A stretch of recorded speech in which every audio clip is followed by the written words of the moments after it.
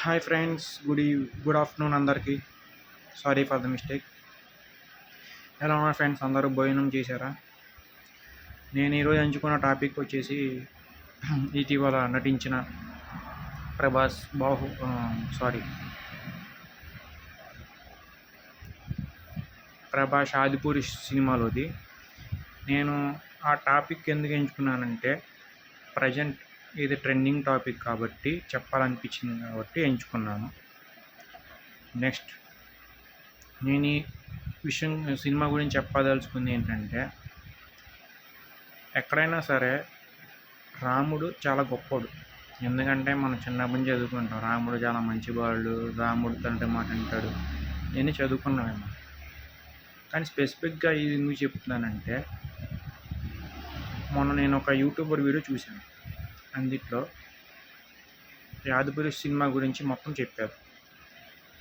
నాకేమనిపించింది అంటే, ఆ యూట్యూబర్ చెప్పింది 100% రైట్ అనిపించింది. ఎందుకంటే తన ఒపీనియన్ తను చెప్పారు, నేను కూడా ఇంప్రెస్ అయ్యాను. సో నాకు నచ్చింది అనిపించింది. స్ట్రైట్ టాపిక్లోకి వచ్చేస్తే, రాముడు ఎలా ఉంటాడో మనం ఇంతవరకు చూడలేదు ఊహాత్మక చిత్రాలు తప్పించి. ఎందుకంటే అన్ని సంవత్సరాల క్రితం ఉన్నోళ్ళు ఎవరు లేరు. ఇప్పుడున్న వాళ్ళకి ఊహాత్మక చిత్రాలు తప్పించి, లేదంటే మామూలు తప్పించి ఏం తెలియదు. ఒకవేళ తెలిసిన వాళ్ళు రాముడు అంటే గాడ్ మనం కొలుస్తున్నాం అంటే. ఆదిపురుష్ సినిమాలో రాముడిని రియాలిటీకి చూపించకుండా 3D పిక్చర్ డైమెన్షన్ మోడ్లో చూపించడం నాకు నచ్చలేదు. ఇప్పుడు మీరు సీనియర్ ఎన్టీఆర్ గారి సినిమా చూసుంటారు, శోభన్ బాబు గారి సినిమా చూసుంటారు, అక్కినేని నాగేశ్వర గారి సినిమా, ఇవన్నీ రియల్గా చేశారు. కృష్ణంరాజు గారు, వీళ్ళందరూ పాత యాక్టర్స్ అయి ఉండొచ్చు, కానీ వీళ్ళందరూ రియల్గా చేశారు.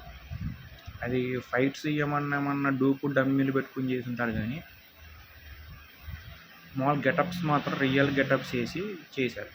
వీళ్ళలాగా 3D డైమెన్షన్లు పెట్టి అదేదో గ్రాఫిక్స్లో తీసి చేసినట్టయితే చేయలేదు. నెక్స్ట్ పాయింట్, ఈ నిర్మాతలకి రాను సినిమా టాలెంట్ పడిపోతుంది. సీనియర్ ఎన్టీఆర్ కాలం అప్పుడు తీసిన నిర్మాతలు ఆ టైం ఉన్న నాలెడ్జ్ అది వేరు.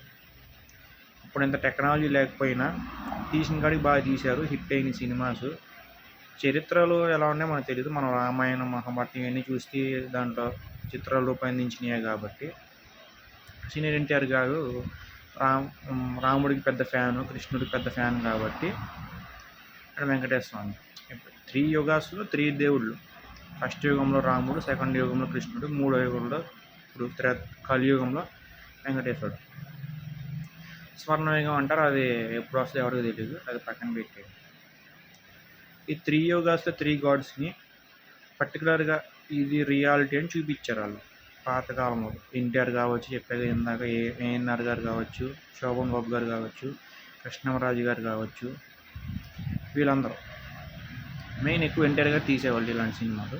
ఆయనకి ఎందుకంటే డైలాగు ఇవన్నీ బాగున్నాయి కాబట్టి అవి తీసేవాళ్ళు. సరే, ఇవన్నీ పక్కన పెట్టేస్తే, ఈ మధ్య తీసిన ఆదిపురుష్ సినిమాలో ఆదిపురుషుడు అంటే రాముడా లేదా కృష్ణుడా లేదంటే వెంకటేశ్వర స్వామి పక్కన పెట్టేయండి. ఆదిపురుషుడు అంటే అసలు ఫస్ట్ క్రియేట్ చేయబడిన వాళ్ళు ఎవరు? మనుషులే. మామూలుగా గాడ్ క్రియేట్ చేసి ఉండొచ్చు, గాడ్ని కాదంటలా, కానీ ఫస్ట్ క్రియేట్ చేసింది మనుషులను. గాడ్ ఫస్ట్ మనుషుల్ని చేశాడు. అలాంటప్పుడు ఆదిపురుషులు ఎవరవుతారు? మనుషులు అవుతారు, గాడ్ అవడు కదా. ఇప్పుడు రాముడిని గాడ్ పోలుస్తున్నారు, మీరు ఆలోచించండి. ఆదిపురుషు హిందీ వర్డ్, అది తీసినోడు హిందీ డైరెక్టరో లేదంటే ఇవన్నీ కాబట్టి హిందీ టైటిల్ పెట్టారు ఆదిపురుషు, బాగానే ఉంది అక్కడ వరకు. ప్రభాస్ని హీరో పెట్టారు, ఆయన మొన్న బాహుబలి తీశారు కాబట్టి 2 పార్ట్స్ హిట్ అయినాయి కాబట్టి హీరో పెట్టారు, ఇది అక్కడ బాగానే ఉంది. నేనేం చెప్పదలుచుకున్నానంటే, ఇదంతా బాగానే ఉంది, తీశారు, కానీ రియాలిటీ లేదు ఇందులో. అంత గ్రాఫిక్స్, అంత 3D ఎఫెక్ట్స్ ఇవన్నీ పెట్టి తీశారు. నెక్స్ట్, దీనివల్ల ప్రభాస్ ఇమేజ్ డ్యామేజ్ పక్కన పెడితే, ప్రభాస్ నార్మల్ ఓన్లీ హీరో మనకు అంత తెలిసిందో కృష్ణరాజు అన్న కొడుకు, తమ్ముడు కొడుకు, లేదంటే ఒక హీరో. అది టాలీవుడ్లో. ఇప్పుడు మేము బాలీవుడ్లోకి వెళ్ళాడు, అది వేరే మ్యాటర్. ఆల్ ఇండియా వైడ్ మన బాహుబలి వల్ల అయ్యాడు, వరల్డ్ వైడ్ కూడా అయ్యాడు ఫేమస్. అది పక్కన పెట్టి ఆది పురుష్ అంటే ఫస్ట్ పుట్టినోళ్ళు. గాడ్ ఎప్పుడు ఫస్ట్ పుట్టింటాడు, ఫస్ట్ గాడే, తర్వాత మనుషులు పుట్టారు, తర్వాత రాముడు వచ్చి దేవుడు అయ్యాడు. ఇప్పుడు అలాంటప్పుడు దేవుడిని పురుషులు అక్కడ తీయకూడదు కదా. ఆది పురుష్ సినిమాలో అదే చెప్పారు అన్నమాట. ఆది పురుష్ అంటే ఫస్ట్ పుట్టిన వాళ్ళు, అసలు భూమి లేకముందు పుట్టినవాళ్ళు. భూమి లేకముందు పుట్టిన వాళ్ళు ఆది మానవులు, మీకు తెలిసే ఉండింటారు. అంటే భూమి అయిన తర్వాత ఫస్ట్ స్టార్టింగ్ వచ్చిన వాళ్ళు ఆది మానవులు. మరి శ్రీరాముడు మనం ఆది మానవం అనుకోవాలా? కాదు కదా. ఆది పురుష్ అంటే ఆది మానవులు. తర్వాత శ్రీరాముడు వచ్చి గాడ్ అయ్యాడు, అది వేరే పక్కనే. శ్రీరాముడు ముందు చాలామంది పుట్టారుగా, మరి వాళ్ళందరూ ఆది పురుషులు అవ్వాలిగా. పోనీ వీడు చెప్పే లెక్కన శ్రీరాముడు తర్వాత చాలామంది పుట్టారుగా. ఆది పురుషు కాబట్టి మనం ఫస్ట్ స్టార్టింగ్ మాట్లాడుకున్నాం, తర్వాత పుట్టిన వాళ్ళు వదిలేండి. శ్రీరాముడు గారు పుట్టక ముందు ఇంకా చాలామంది పుట్టారు, వాళ్ళందరూ ఆది పురుషులు అవ్వాలిగా. అంటే ఈ డైరెక్టర్ కానీ ప్రొడ్యూసర్కి కానీ మైండ్ ఎక్కడ ఉందో నాకు అర్థం కాదు. పోనీ సరే, బాహుబలి హిట్ అయింది కాబట్టి ప్రభాస్ని పెట్టారు, రాముడి మీద సినిమా తీయాలనుకున్నారు, అంతా బాగానే ఉంది. కానీ ఆ సినిమా తీసేది ఏదో కొంచెం రియల్ తీయొచ్చు కదా, ఫైట్స్ అవన్నీ డూప్ పెట్టి తీయొచ్చు. కానీ 3D గ్రాఫిక్స్లో తీయడం ఎందుకు నాకు అర్థం కాదు. మళ్ళీ దాంట్లో ఓవర్ డైలాగ్స్ ఒకటి, ఎంతనే చెప్పదలుచుకోలేదు. ఎందుకంటే మనకు అన్నింటిలో సినిమా కూడా నేను పెద్ద చూడలేదు, ఎందుకంటే నాకు అసలు ప్రభాస్ అంటేనే హీరో ఇష్టం ఉంటుంది. నేను ఇష్టం లేక చెప్తున్నానని కాదు విషయం ఇది. ఇష్టం ఉన్న లేకపోయినా రాముడు అంటే అందరికీ ఇష్టం ఉంటారు, ప్రభాస్ ఇష్టం లేకపోతే ఇష్టం ఉంటే పక్కన పెట్టేయండి. నేను ఎవరి ఫ్యాన్ అయినా గాడ్ గురించి వచ్చింది కదా టాపిక్ చెప్తున్నాను. ఆది పురుష్ అనేవాడు ఎవరు? ఫస్ట్ ఆది మానవుడు, తర్వాత పురుషులు కానీ స్త్రీలు కానీ ఆ పక్కన పెట్టి. కానీ ఫస్ట్ పుట్టిన ఆది మానవులు పక్కన పెట్టేసి మా ఫస్ట్ యుగంలో ఈయన పుట్టిండొచ్చు, త్రేతాయుగంలో. ఈయన ముందు చాలామంది పుట్టారుగా, మరి వాళ్ళందరూ ఆది పురుషులు అవ్వాలి కదా, మరి అవ్వలేదు. ఈయన ఒక్కనే స్పెసిఫిక్ ఆది పురుషుని పెట్టారు. టైటిల్ ఏ రామాయణం మహాభారతమో ఇంకోటి ఏదో పెట్టింటే, లేదంటే ఇంకోటి ఏదో పెట్టింటే అది రాముడి గురించి చెప్తాయి. పెట్టిందేమో ఆది పురుష్ టైటిల్, దానిలో సాంగ్స్ ఏమో అన్నీ ఈ కాలం సాంగ్స్ పెట్టారు. తెలిసిందే మీకు, ఈ కాలంలో అన్నీ సగం బట్టలు వేసుకునే సాంగ్స్ పెట్టారు. ఇంకా డైలాగ్స్ ఏమో చెప్పక్కర్లా, ఓవర్ డైలాగ్స్.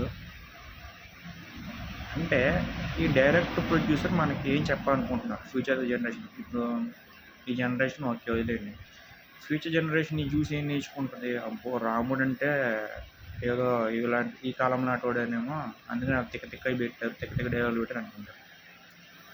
రాముడు గొప్ప పురుషుడు అయినప్పుడు నువ్వు ఆది పురుషు బదులు గొప్ప పురుషుని పెట్టు. లేదంటే హిందీలో చాలా వర్డ్స్ ఉన్నాయి గొప్ప వాళ్ళు అని చెప్పడానికి, లేదంటే దేవుడు అని చెప్పడానికి, లేదంటే ఇంకా సంవత్సరం అని చెప్పడానికి. ఇవన్నీ వదిలేసేసి ఆది పురుషుని పెట్టారు. సరే, రాముడిని ఆది పురుషు అనుకున్నాం, డైరెక్టర్ పెట్టినట్టు. మిగతా పక్కన పెట్టి అందులో డైలాగులు సాంగ్స్ ఇవన్నీ కొంచెం పాతకాలమే పెట్టాలిగా, ఈ కొత్త కాలం పెట్టారు. ఇంకొక మాట, నేను అందుకు పెట్టినందుకు కూడా మనమే ఫీల్ అవ్వట్లేదు. కానీ రాముడు పరువు తీసేశారు ఈ సినిమా వల్ల. ఇంతకుముందు ఎన్టీఆర్ గారు కానీ వీళ్ళందరూ ఎవరైతే చెప్పానో వాళ్ళు వేషాలు వేసి దాంట్లో సినిమా తీసినోళ్ళు, రాముడు వేషాలు వేసి తీసినోళ్ళు, వాళ్ళు సినిమాలు హిట్ చేశారంటే రాముడు పరువు నిలబెట్టారు వాళ్ళు. ఈ ఓం రావత్ ఎవరైతే ఉన్నారో, ఇందులో స్పెసిఫిక్గా చెప్తున్నాను, డైరెక్టర్ ఉన్న సినిమా పరువే తీశారు. ఆయనకి సినిమా తీయాలని తీసాడా, లేదా ఏదైనా మామూలుగా నార్మల్ సినిమాలు తీసినట్టు తీసాడో అర్థం కాదు. దేవుడి సినిమాలకి, ఇప్పుడు భ్రష్టు పట్టిపోయిన లోకం సినిమాలకి వాటికి సంబంధం లేకుండా రెండింటికి ఈక్వల్ పెట్టి తీసాడు. అదేంటండి సినిమాలు ఎట్ట పెడితేనే చూస్తారు ఈ కాలం వాళ్ళు అంటే? అలాంటప్పుడు నువ్వు ప్రభాస్ని పెట్టి ఏ బాహుబలో ఇంకోటి ఏదో బలో పెట్టుకుని తీసుకోవాలి నువ్వు సినిమాలు, అప్పుడు నిన్నోటి కదిపీడు. కానీ అంత గొప్పోడైన రాముడి పేరు పెట్టి, అది ఆదిపురుషుని పెట్టి, అంత టైటిల్ బాగానే సెట్ చేసుకున్నారు. మళ్ళీనేమో ఒక్కొక్క థియేటర్లో కోతుల్లోకి ఒక ప్లేస్ని పెట్టి ఆంజనేయ స్వామి వస్తాడు అది అని చెప్పి హైక్ చేసి అన్నీ పెట్టి తీశారు. అంతా తీసిన తర్వాత జనాల నుంచి విమర్శలు వచ్చినాయి తప్పించి ఏం రాలా. సో ఇక నుంచి అయినా దేవుడి పేరు చెడగొట్టమాకండి. దేవుడు అంటే ఎలా అంటాడు చూపిండి. ఇప్పుడు ఎన్టీఆర్ గారు చూపించినట్టు, సీనియర్ ఎన్టీఆర్ గారు చూపించినట్టు ఇలా ఉండేది, ఇలా జరిగేది, ఆ కాలంలో ఎట్టు ఉండేది అని చూపిండి. అంతేగాని ఈ కాలం రోత వ్యవహారాలన్నీ పెట్టి సగం సగం బట్టలు వేసుకుని అవన్నీ పెట్టేసి, ఆ ఐటమ్ సాంగ్స్ ఇవన్నీ పెట్టేసేసి దానికి మీకు నచ్చిన పేర్లు పెట్టేసేసి, నచ్చిన దేవుళ్ళ పేర్లు పెట్టేసి మాత్రం తీయమాకండి. ఇదే నేను చెప్పాలనుకుంటున్నా సలహా. చూసే వాళ్ళు కూడా కొంచెం బుద్ధి ఉన్నారు, వాళ్ళన్నా చూడండి కొంచెం. ఏది మంచి సినిమా, ఏది చెడ్డ సినిమా. సినిమాలు అసలు చూడొద్దు అంటలేదు. ఓటీటీ వచ్చిన తర్వాత సినిమా హాల్కి ఎవరు వెళ్ళడం మానేసేలాగా పక్కన పెట్టింది. ఏది మంచి సినిమా, ఏది చెడ్డ సినిమా అన్నీ చూసుకొని డైరెక్టర్ ఎవరైనా పక్కన పెట్టేయండి, హీరో ఎవడో పక్కన పెట్టేయండి. మనకు ఆ సినిమా ఎంతవరకు యూజ్ అవుతుంది, మనకు ఆ టాపిక్ ఎంతవరకు యూజ్ అవుతుంది మాత్రం చూడండి. దాంట్లో తాగుడు చూపించాడు కాబట్టి నువ్వు తాగుతావు, దాంట్లో సిగరెట్ చూపించాడు నువ్వు తాగుతావు, లేదంటే హీరో గుట్కాలు వేసాడు కాబట్టి నువ్వు గుట్కాలు వేస్తావు. ఇవన్నీ కాదు, వాళ్ళు మన రోల్ మోడల్ కాదు. వాళ్ళ లైఫ్ స్టైల్ వేరు, మన లైఫ్ స్టైల్ వేరు. సో ఇక్కడి నుంచైనా గమనించి అందరూ వీరైతే దేవుడి పని నిలవబెట్టండి, కానీ ఉన్న పరువు కూడా తీయమాకండి. ఇదే నేను చెప్పదలుచుకుంది. Thank you.